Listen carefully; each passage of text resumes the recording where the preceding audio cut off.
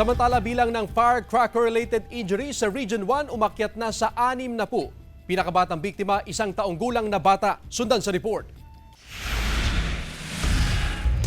Umakyat na sa 6 na po ang naitalang firecracker-related injuries sa Region 1 ayon sa Center for Health Development o CHD Ilocos. Naitala ito simula December 21 hanggang December 30, 2024. Pinakamarami sa probinsya ng Pangasinan na sinundan ng La Union. Mas mataas ng 71% ang naitala ngayong taon sa parehong petsa noong 2023. Boga pa rin ang nangungunang sanhi ng firecracker-related injuries.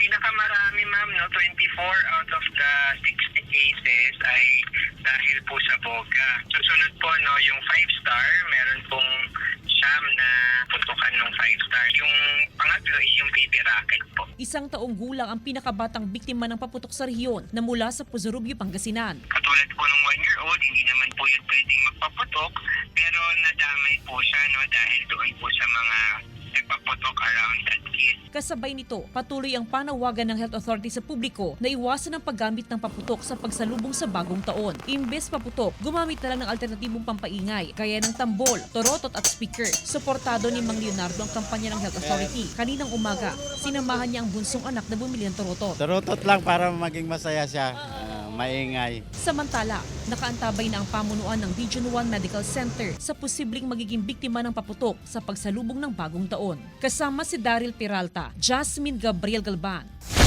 1 North Central Luzon.